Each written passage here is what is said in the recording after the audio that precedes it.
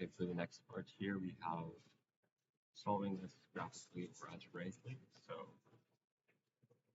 first one for level 1 and 2, you have two roots, or two factors, which are going to be roots.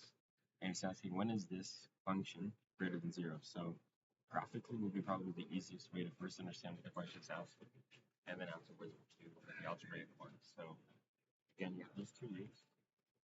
Draw or some sort of function that looks like this, that goes through the x-axis at x equals 3.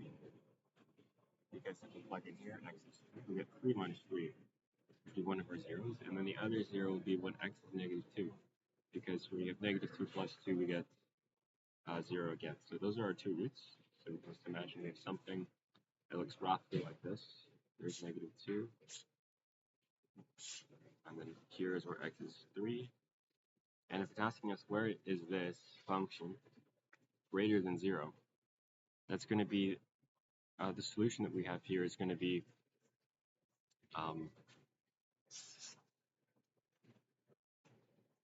so on this left hand side here, it's going to be values of x that are less than 0, sorry, less than 2. So in other words, we would say that's from negative infinity all the way up to 2. And because it says greater than and not greater than and equal to 0, we write here that we go up to 2, but we don't include 2, because at 2, we're 0, and we want it to be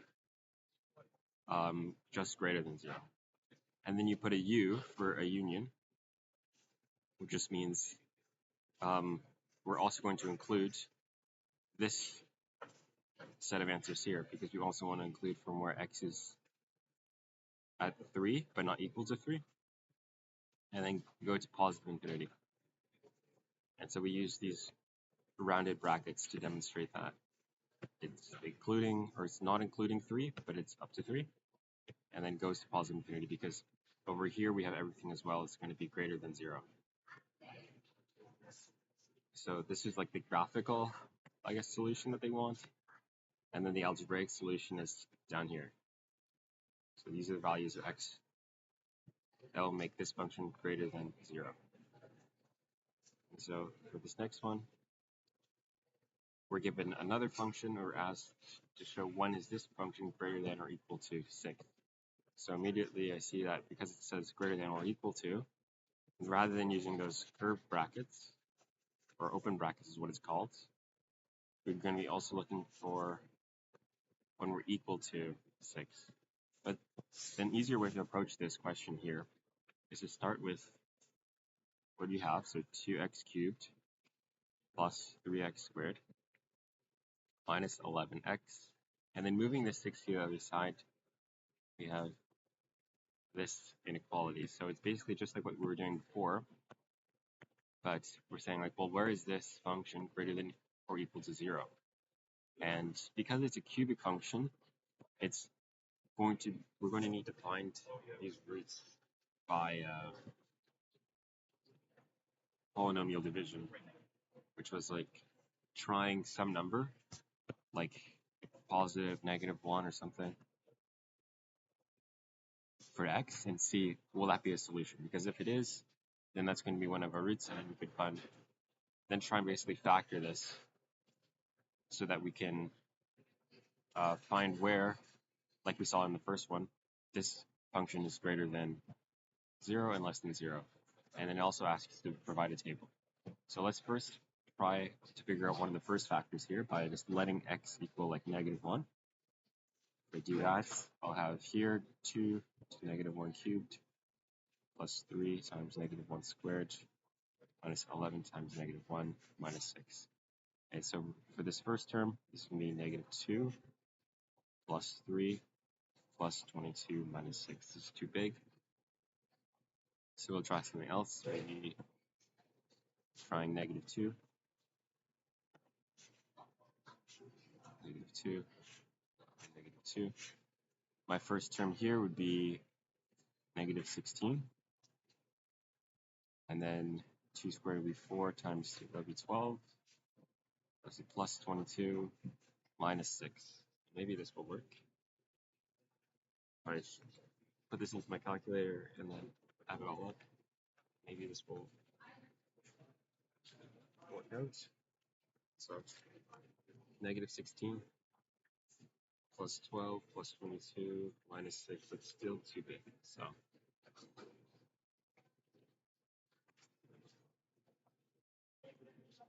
try maybe even a positive answer. So we can try maybe our positive x value. Positive 1. No, I don't think that's going to work either. Maybe positive 2. This will be 2 times 2 times 2 is 8 times 2, so that's 16 plus 12 minus 22 minus 6. Maybe this will work. So 16 plus 12 minus 22 minus 6. Yeah, that works out. So this one is our first factor. So when x is equal to 2. So we could say for ourselves that our first factor is going to be this one. So if when x equals 2 is a solution, that means that we're going to rewrite x minus 2 as one of the factors, multiplied by the rest, and we're going to try and figure out what the rest is after we do our division, because we have to find a factor that when we plug in x as 2, which we did just here, it's going to give us 0, and when we plug in x as 2 here, it's going to be 2 minus 2, which is going to give us 0. So there's our first factor, and then we're going to find the rest now. So we're going to take our original function that we have just here, and now I'm going to do polynomial division. So I'm going to try and just grab this, pull it down a bit, and divide this now by x minus 2. So doing the polynomial division is the same rules. I'm trying to find what's a number that I have to multiply by to get this term here, the 2x cubed. And also, just before we begin, we should also make sure that this is in order, like what we're dividing by, from the highest order. So we have order 3 or cubic here. Then we have second degree, first degree, and then constant. So it's already done. But had there been maybe a missing spot here, for example, there was no first degree term, then we would be putting plus 0x. But because we do have one here, we're going to leave that as negative 11. That's just to help us do the division. So first thing that we do is we're going to do 2 times x squared, and I'm going to put that over the x squared kind of column that we have here of other x squareds. Because 2 times x squared times x will give me what I want here, 2x cubed. And then we do the same thing. Spread into both, and then I'll have here minus 4x squared, and then we subtract these two. So if we maybe expand this negative, I'll get negative 2x cubed, and then negative and a negative will make positive, so this would be 0x cubed plus 7x squared. And then I ask myself, how do I get 7x squared? I have to do plus 7x, because 7x times x gives me 7x squared. So this, and I also forgot, we pull this down as well. So this negative 11x comes down. Negative 11x. So here is 7x squared minus 14x. And we subtract these. 0, and then negative 11, and then a minus times another minus would be plus 14x. So that's going to just leave me with positive 3x. And we have minus 6 that comes down. And then my last one here is just 3. There's 3 times x gives me 3x. And then 3 times negative 2 is negative 6. So we get a remainder of 0. Which means that we correctly factor this. So we're going to take what we have on the top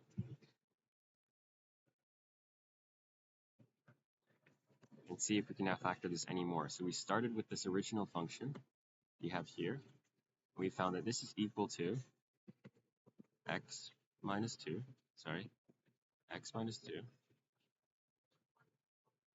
times everything that we have here. So these two are equal. And so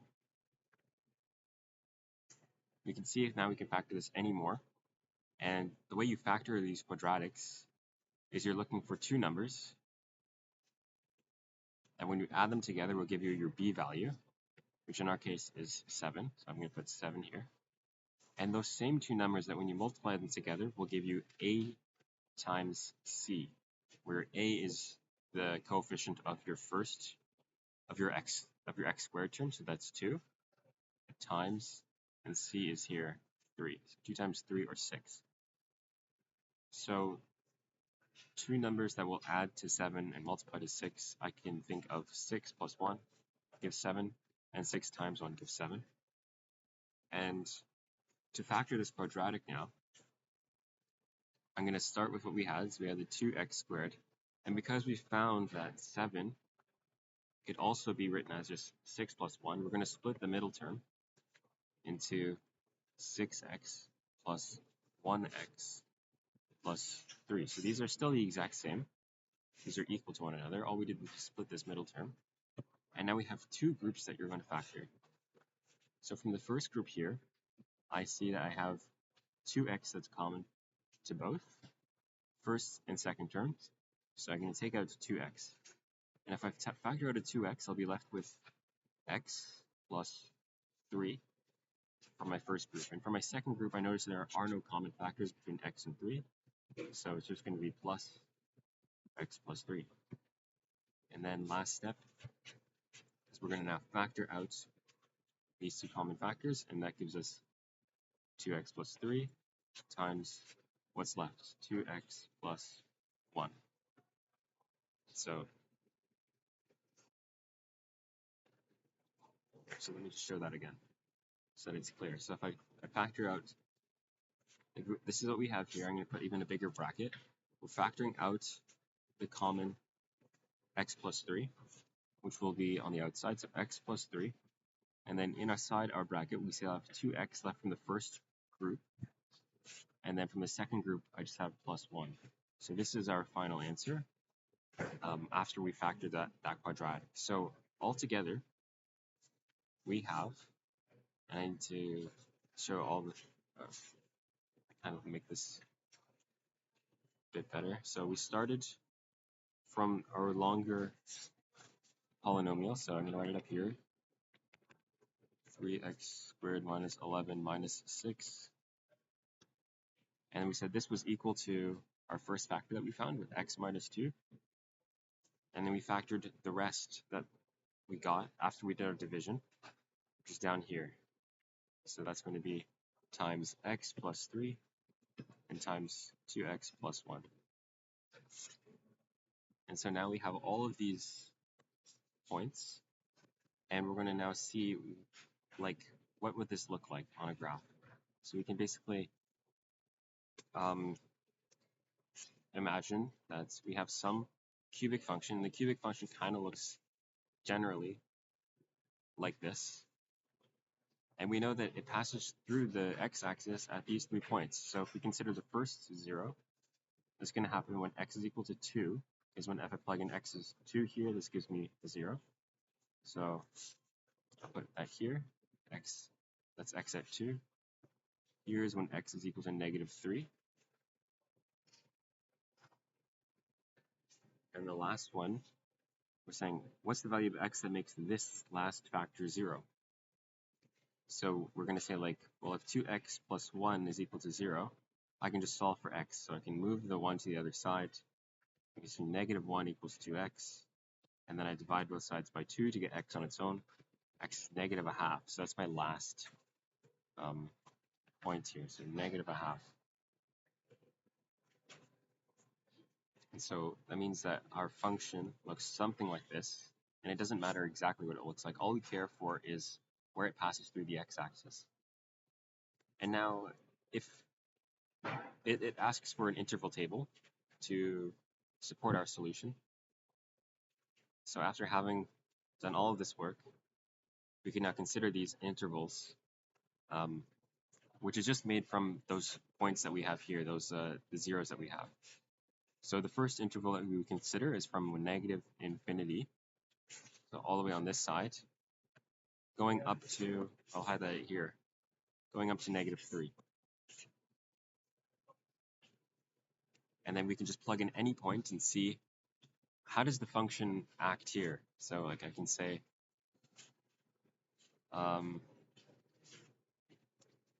x. All right, let's first make the interval table. So we have the table first as our first interval. The second interval would be between -3 to -0.5. I'll just highlight that purple here. The next interval is here between -0.5 and 2. And then our last interval is between 2 and positive infinity. So when we look at those numbers here, I can just like choose a value for x and see, is it positive there or is it negative there? Let's like if you imagine that you didn't have this drawing. So I can just plug in any sort of value that's on this interval, negative infinity to -3. So I can just choose what I want. So maybe -4 can go here. Here I can choose a -2. Here I'll choose 0. And here I'll choose 3. And then I'm going to see, am I positive or am I negative here? So here's a chosen value of x, and then here's my function, like the behavior. So for our first one, we take -4, and then you're just going to plug that into your function to show in this interval table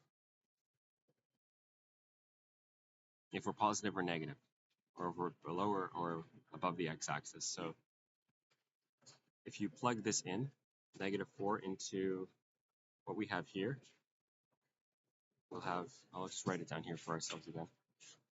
Get -2x, then x plus 3, and 2x plus 1.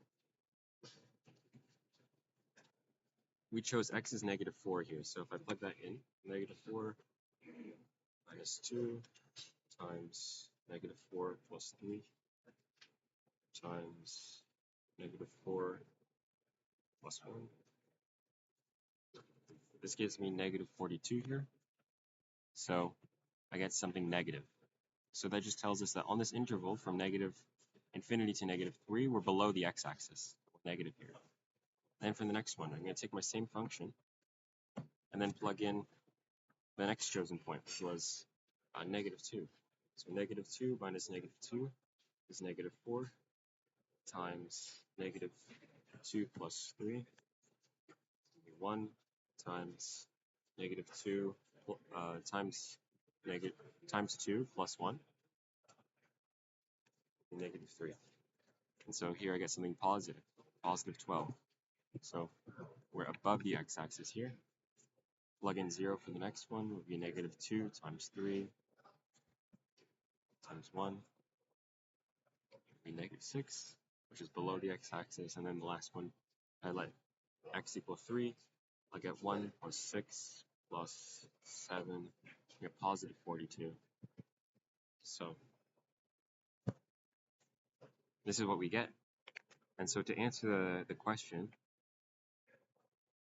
because we want to know where is our function that we have here greater than or equal to 0, we have our graph right here that can support our solution. So we can say our answer would be between -3 up to -0.5 is one set of solution, because over here we're positive. And we're going to also include, so we put another u, this other spot where we were positive, which was between 2 and -infinity. And you should also note that I'm using square brackets here to include the points -3 and -0.5, because it's asking also not just where is it greater than 0, but also where is it equal to 0. So they use the greater than and equal to sign. So that's why I include also -3 and -0.5, because these are our zeros. So it's where the function is equal to 0 as well. Same thing for why I use the square bracket for 2, but you'll never use a square bracket for infinity. So that should always be an open bracket like this. And so that would be your final answer here. and including the table, which they had asked for to support the solution.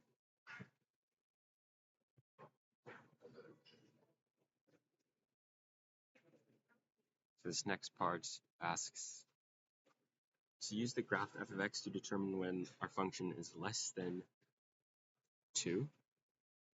So here's where the function, or here is 2, sorry. And so, see, it looks like we meet this function here at -4. And so all of this part here would be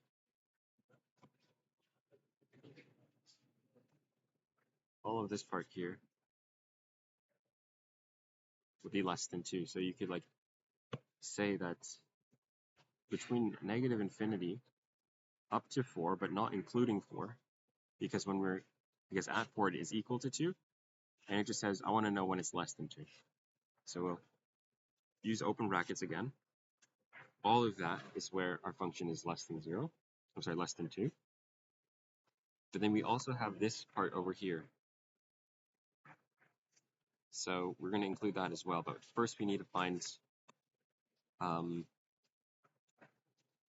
notice a couple things. Is that because this is called a rational function, it has two asymptotes. So one asymptote would be here, which looks like it's at -1. And we have another asymptote, which is called the horizontal asymptote, that is running across here, which is at +1 here.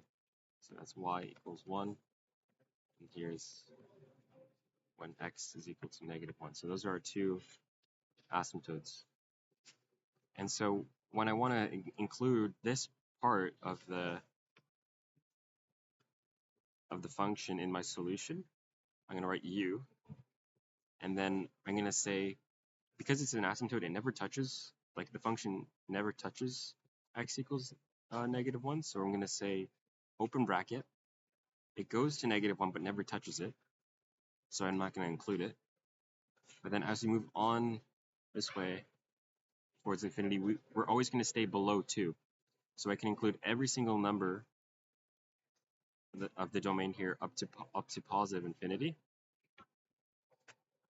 because it's always going to stay below our horizontal asymptote here, which is +1.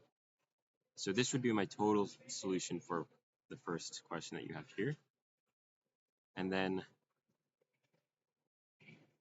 in the second part, because it just gives us the function, we need to now draw out our function and include, basically starting, because it asks for algebraically and graphically, it's probably easiest to graph it first and then show where is our function greater than or equal to 0. So I'll do that by starting an x and y axis here. And when you look at the bottom here, the denominator is telling you about your vertical asymptotes. So in the vertical asymptotes is where the denominator cannot be equal to 0. So we can basically say for ourselves, we want x squared minus 9. So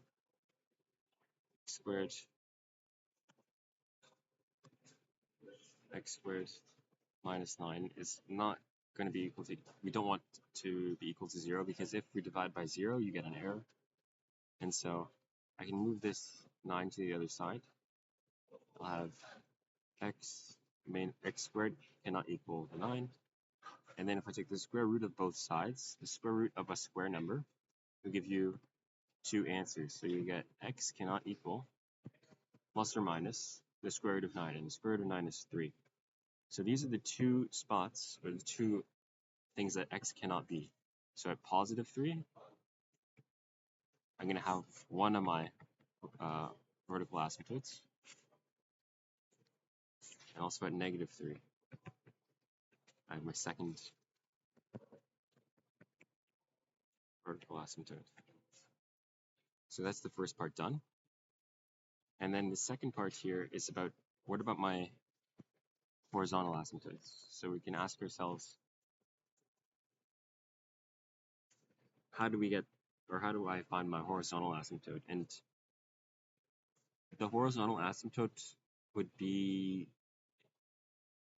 determined based on what you have here. So the highest degree of the numerator and the highest degree of the denominator. So if your denominator though is bigger, a higher degree, like in this case, we have an x squared in the denominator and just an x in the numerator, our horizontal asymptote is always going to be 0. But if you had something like where they're ever the same, but if they're the same, like we have, for an example, 3x on the top and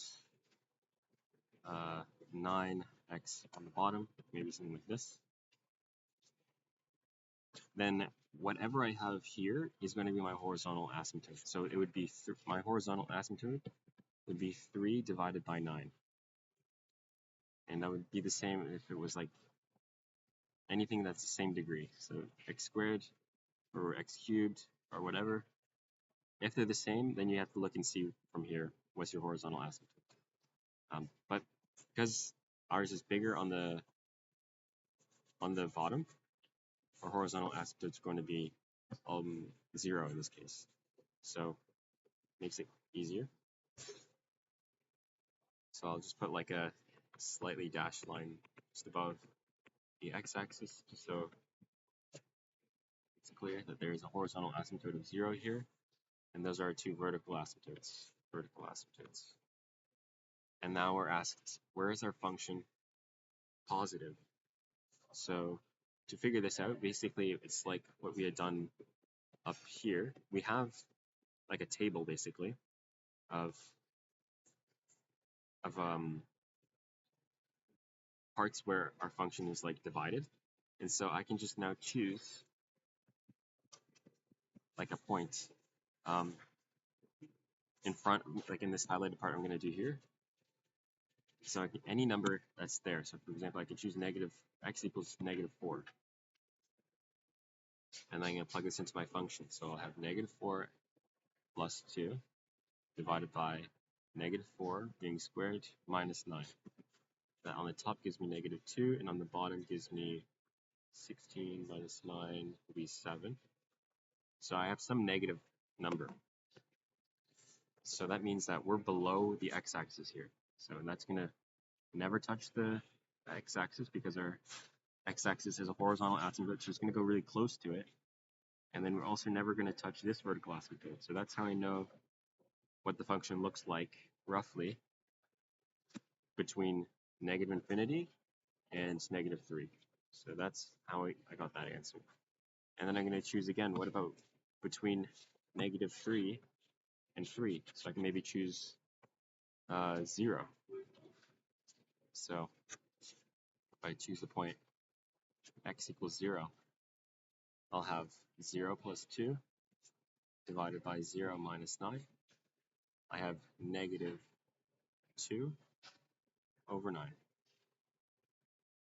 So that means that at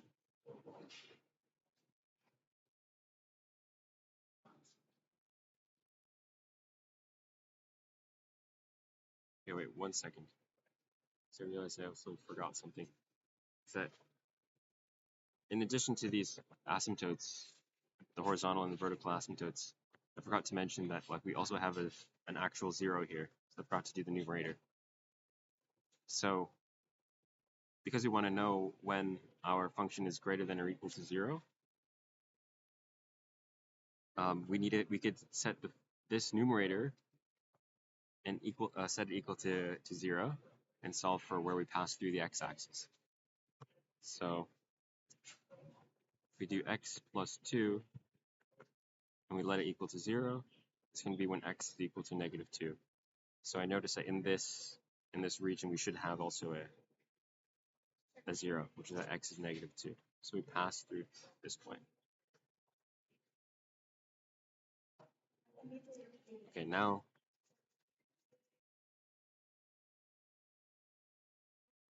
the second region that I can check is between these two. And then I'm going to do this region here, and then we'll do the last region out here. So all of those critical points that we found, which are always going to be, so your critical points are going to be your vertical asymptotes and your zeros. Always. So maybe this could be even made into a little graph, so we can, or sorry, a little table, so it's clear what I'm trying to say. So this first spot here between negative infinity and -3, that was our first interval, and I found that interval by first finding that I had a vertical asymptote of -3, or at -3, and then my next spot is going to be between -3 and 2, -2, sorry, because at -2 I had a 0, so x equals -2 is here. We had then another vertical asymptote between -2 and +3. We had a vertical asymptote at x equals 3, and that's it. So 3 then going to +3. And the point that I chose between these two, or on this interval, was -4. And we saw that we were negative, right? So we drew it below the x-axis. Then on this next interval, I haven't chosen a point yet. So I can choose -2.5. And we're going to set that, or we're going to put this into the graph and see what we get. If x is equal to -0.5, I have, or 2.5 rather, I'll have -2.5 plus 2 divided by 2.5 squared minus 9. So -2.5 plus 2 on the top is going to be -0.5. And then 2.5 squared, -2.5 squared, sorry, minus 9 gives -2.75. So that's going to give me something positive because I have a negative and a negative. So it's going to be positive 0.18 something. So that means that we're going to be above or positive in this region. And then I know I'm going to go through this x-axis because we have a 0 here. And then on our next interval, I can choose 0, which is simple points. And we did this already, and we saw that we were negative. So we were positive here, we got something negative here, and that should make sense because we're going through here, this 0, and then I'm never going to touch the vertical asymptote, but I'm going to approach it. And then on our last point, we could choose something like 4, and then if you do 4, and set that into the function, so 4 plus 2 over 4 squared plus 9, you're going to get something 6 in the numerator, and then you're going to have 16 minus 9, so 7. It's going to be something positive. So get something positive here. So we're positive, and then we're going to go towards that asymptote again. So that would be what our function looks like. And now we're asked, where are all of those regions that were positive? So we're going to choose, I'm going to highlight it here. It would be this one is positive, as well as this one is positive. So for our final answer, we'll say our function f of x is greater than or equal to 0 for when we had x on this interval, so -3, and we're not going to include -3 because it was a vertical asymptote, but we're going to include our -2 because it's asking also when is it equal to 0, and this was a 0 here, or a point where we pass through the x-axis, so we have to include that for our first interval. So that's our first interval here. interval 1. And then for interval 2, we also had an interval where f of x is positive. So we put a u, which means just in union with this interval from 3 to infinity. And again, we don't include 3 because that's a vertical asymptote at 3. And so this would be our final answer. Here.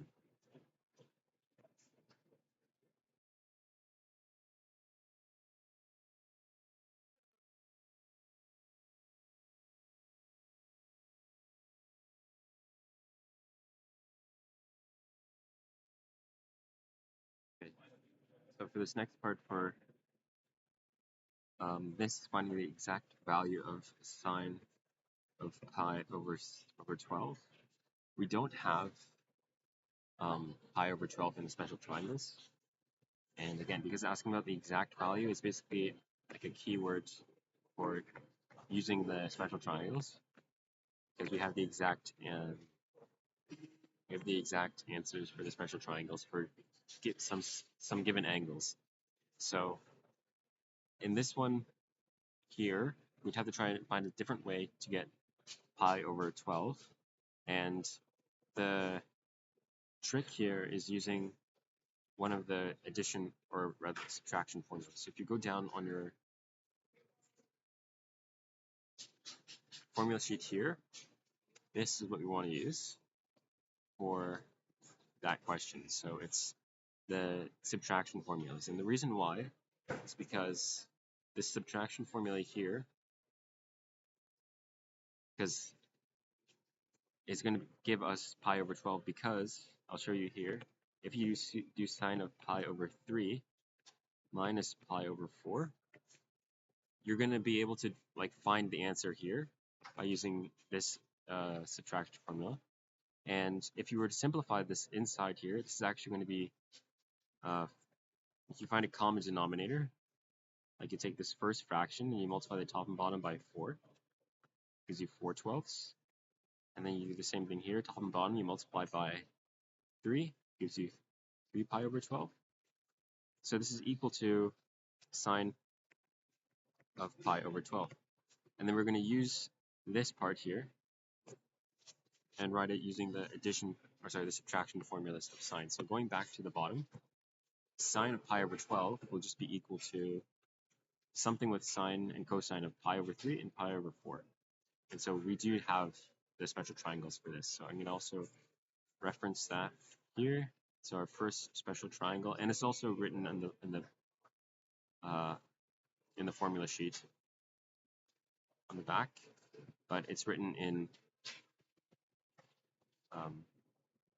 degrees. That's pi over 6. The other triangle is square root of 2, 1, 1. And both of these are pi over 4 and pi over 4. Okay, so we'll go back down and find that subtraction formula. So it's going to be sine x cosine y, and then cosine x sine y. So it's sine x cosine y minus cosine x sine y, where our x was our first value, so that's going to be pi over 3. So I'm doing sine of pi over 3, and then y was the other value, so it's going to be pi over 4. Here again, pi over 3. Here I get pi over 4. And now I got these special triangles here with all of these angles, pi over 3 and pi over 4 that I need. So for our first one, I'm going to actually, should have made this larger, so I'm just going to do this over here. For our first triangle, it's pi, let's say it's pi over 3, square root of 3, 2, 1, pi over 6. So sine of pi over 3. So pi over 3 is here, and sine was opposite over hypotenuse. So I need to find opposite of that angle, which is square root of 3, over the hypotenuse, over 2. So that's our first one. And then we also have cosine of pi over 3, which is here.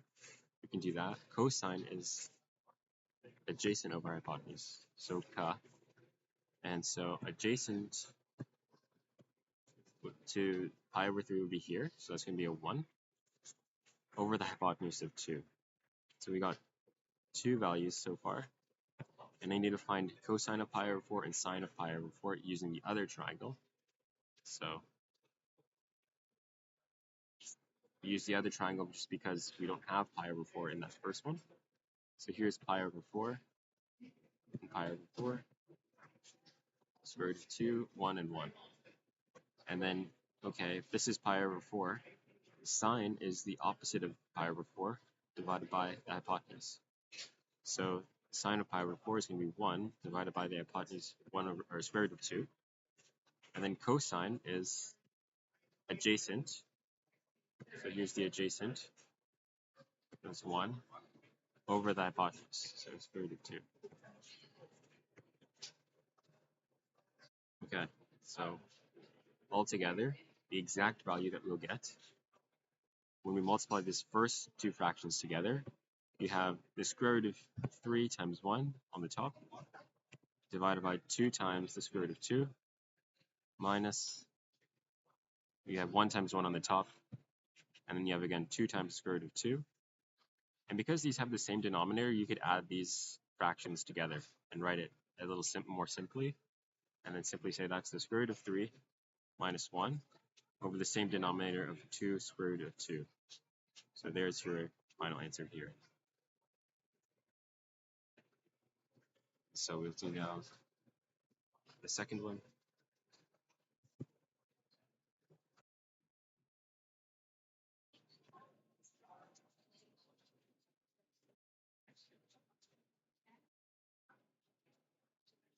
So we're given some value for sine A and for tangent B, but we're not told anything more. So I guess because we're asked to determine sine A plus B, I'm going to first write out what sine A plus B is using the addition formula that's on the sheet. And it should be sine A cosine B, and then plus sine B cosine A. So we have here sine of A, and again sine is opposite over hypotenuse. And if we're given that our opposite over hypotenuse is negative 6 over 7, then I can draw the triangle that we have here. So I'll write this as A, and opposite of A is 6, and then our hypotenuse is 7.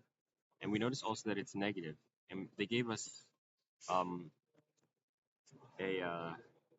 interval where sine is right now, or A is right now, which is between 2 pi, so that's over here, and 3 pi over 2, which is here. 3 pi over 2, that's pi over 2, and there's pi. And so we're in this quadrant right here, and sine is negative here. And so if I were to find, I need also to find cosine A. I have sine A, they gave it to me. Here's my triangle. So I need to find, first of all, this length here. So I need to use Pythagorean theorem to find this bottom leg here. Because for cosine, cosine is again adjacent over hypotenuse, and I don't have the adjacent side given, but I have the hypotenuse given. And then I also notice that in this quadrant, cosine is positive, and that's coming from Cass rule. So the reason why sine is also negative here is also because of Cass rule. And Cass rule again was like this. So we have C, A, S, T, and wherever you have, like S stands for sine, T stands for tangent, C stands for cosine, and A stands for all. So all sine, cosine, and tangent are positive in this quadrant. Only sine is positive in this quadrant, only tangent is positive in this quadrant, and only cosine is positive in this quadrant. That's why for this quadrant, when we have sine of something that's in here, our angle is negative, or our result is negative. So first we'll find this side here by doing Pythagorean theorem, which was our hypotenuse squared is going to be equal to 6 squared plus, I'll just call this x, so x squared. So that means that x squared is going to be equal to 49 minus 36, moving the 6 squared to the other side, which gives 49 minus 36 is 13. And so x will be the square root of 13. So this will be my answer.